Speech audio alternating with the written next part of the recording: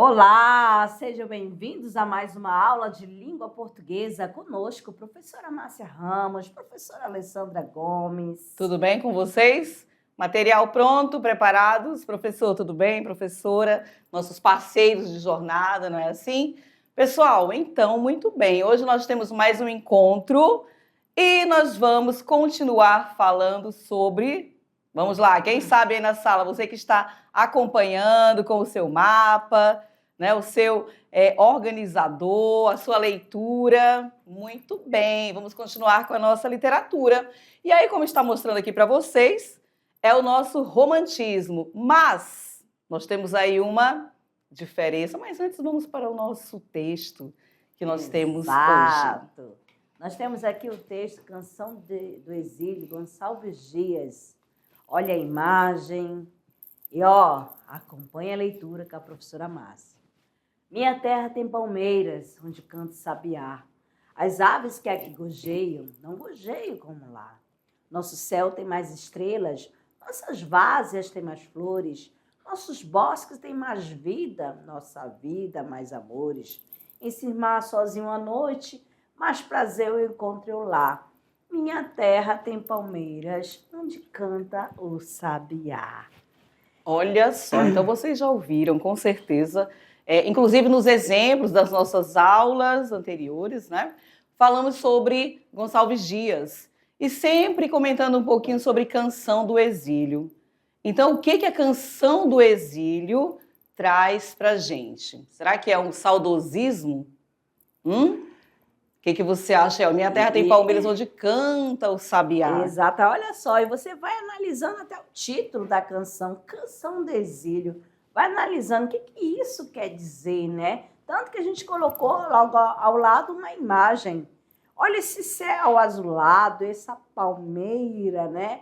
Representando aí essa poesia, este poema, certo? Então, quando fala de romantismo, nós já falamos na aula anterior sobre o romantismo e vocês observaram que sempre começa lá, esse lá, onde é o na lá? Europa, Exato. Tá certo? E depois vamos para o Brasil.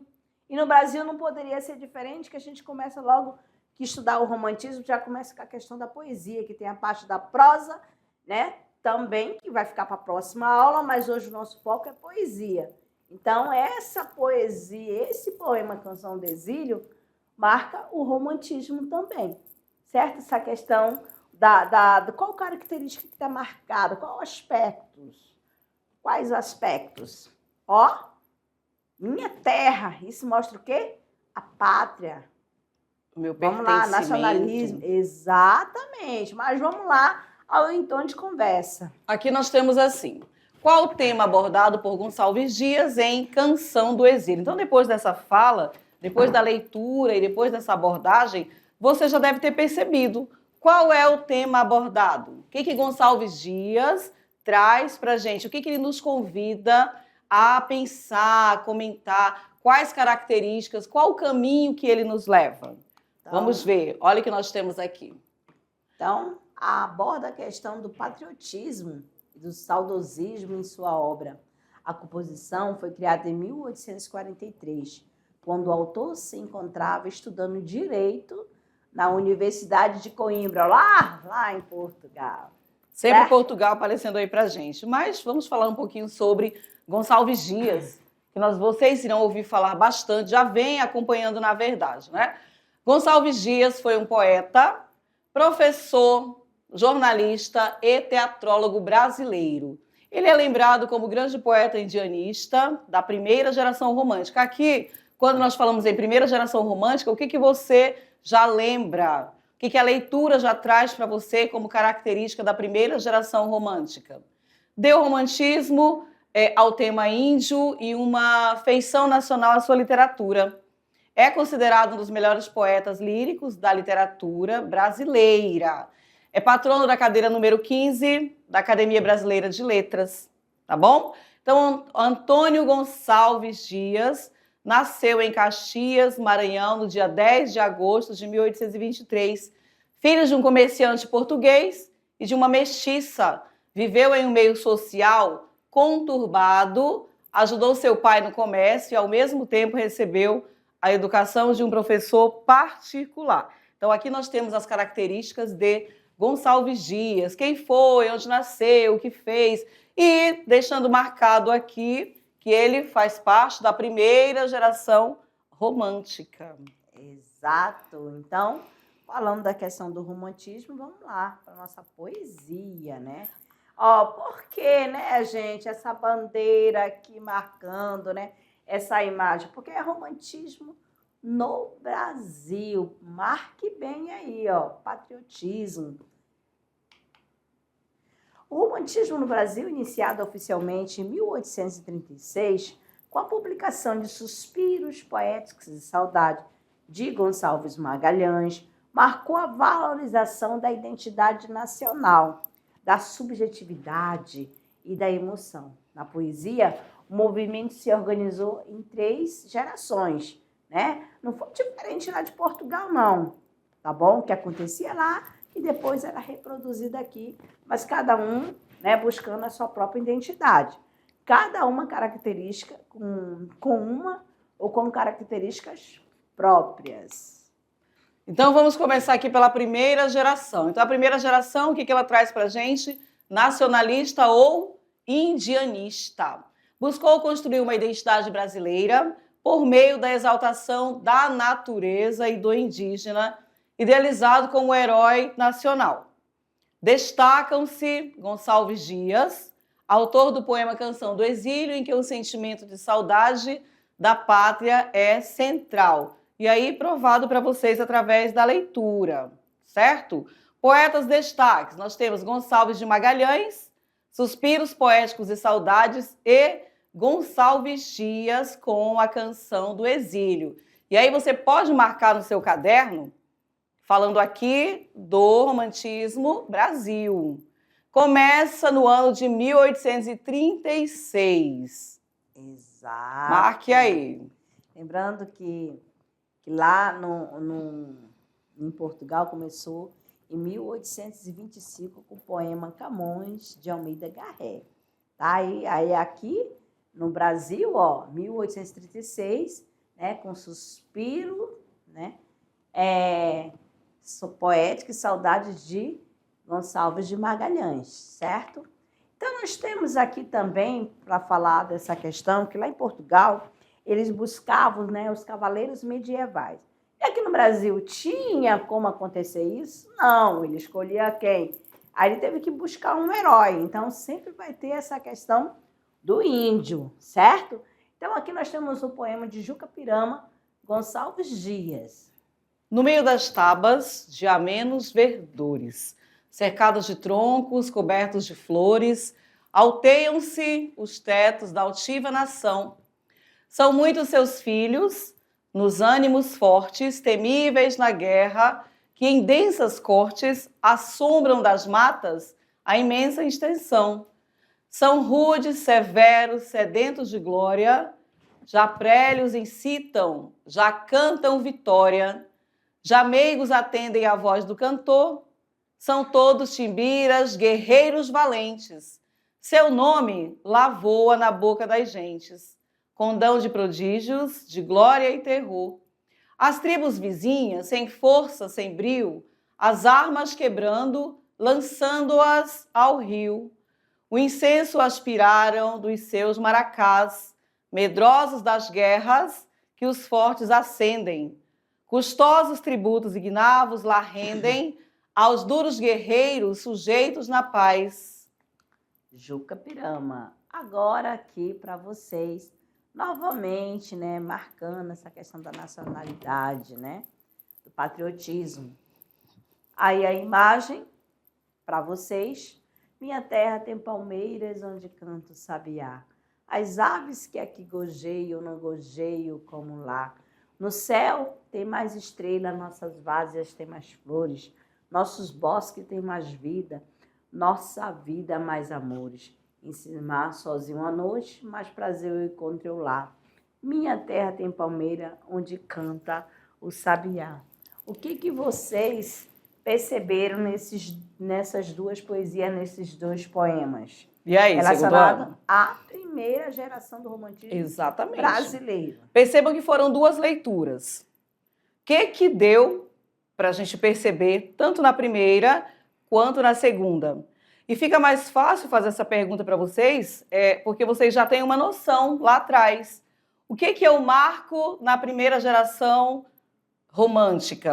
Qual é o marco principal? O que ela traz? Quais as características? Eu faço a leitura e eu percebo quais marcas ali. Você já conhece a primeira, a segunda e a terceira, correto?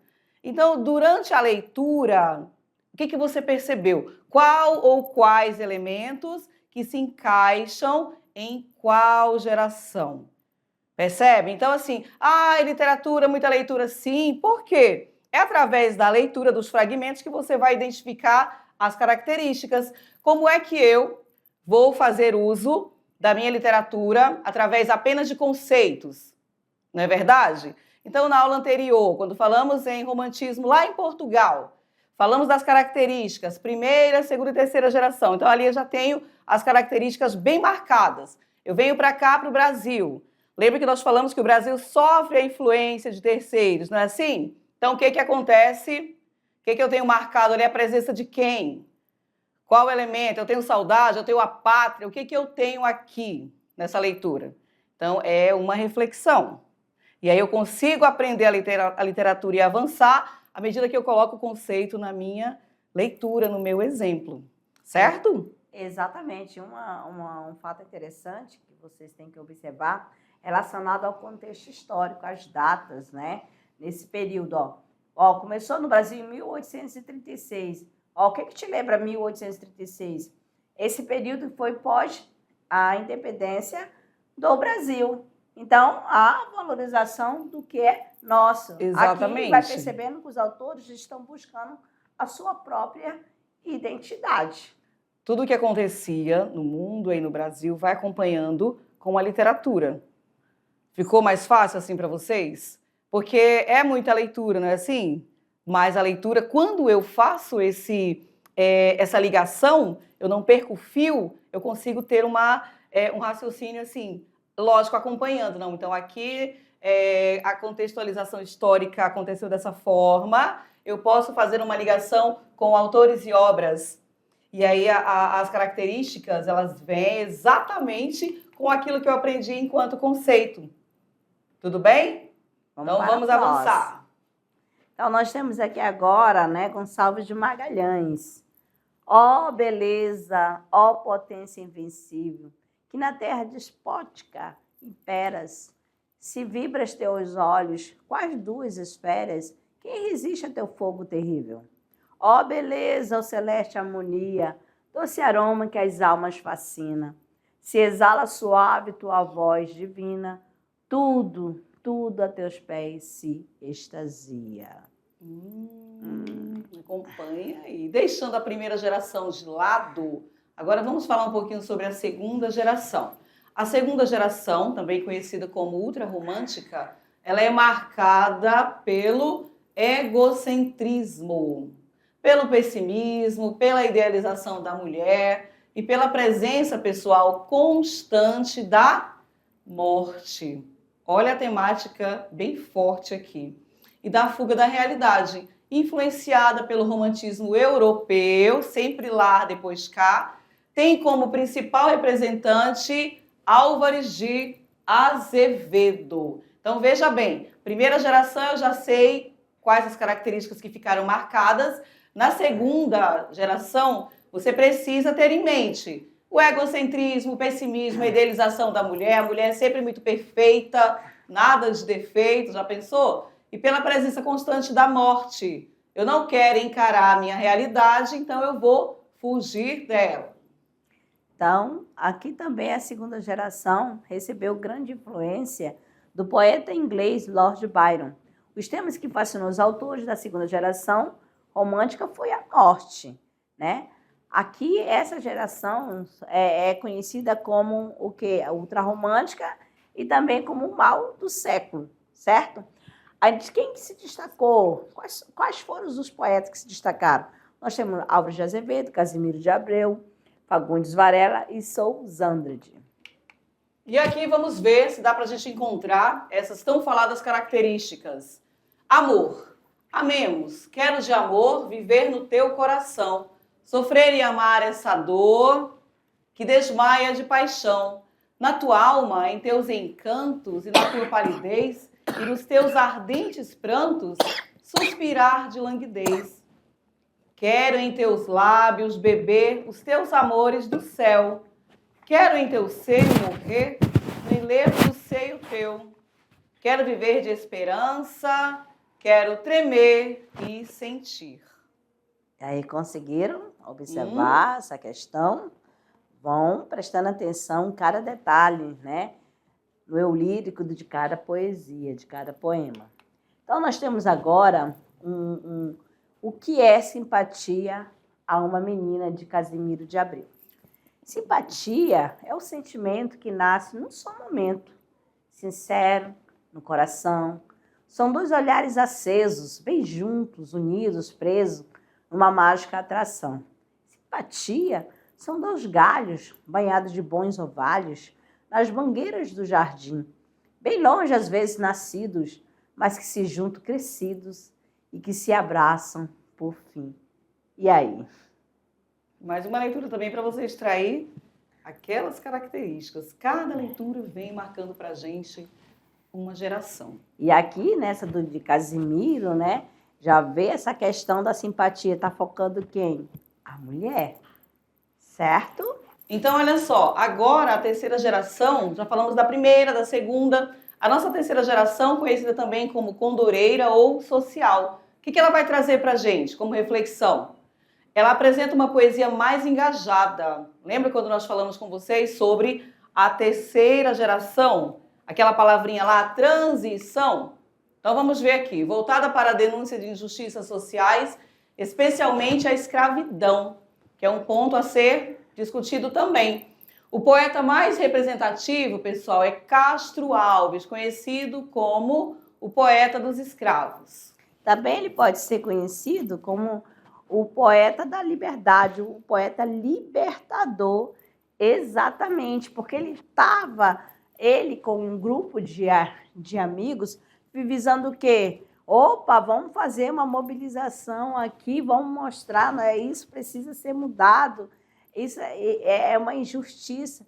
Tanto que se você for analisar logo após a terceira geração, o que acontece? Procure as datas históricas, momentos que marcaram esse período, né, no Brasil. As pessoas como não aceitavam qualquer coisa, né? Queria o quê? A questão da liberdade, vamos chamar a atenção do povo, né? As isso aqui, né? sociais. Exatamente, quando faz as críticas, tá bom? Por isso que é condoreira ou social. Muito bem. E aqui nós temos, então, Navio Negreiro, Castro Alves, que estamos falando sobre ele. Vejam bem a leitura, acompanha aí. Estamos em pleno mar, doudo no espaço, brinca o luar, dourada borboleta, e as vagas após ele correm, cansam, como turba de infantes inquieta. Estamos em pleno mar, do firmamento os astros saltam como espumas de ouro. O mar em troca acende as ardentias, constelações do líquido tesouro. Estamos em pleno mar dos infinitos, ali se estreitam, num abraço insano, azuis, dourados, plácidos, sublimes. Qual dos dous é o céu? Qual o oceano?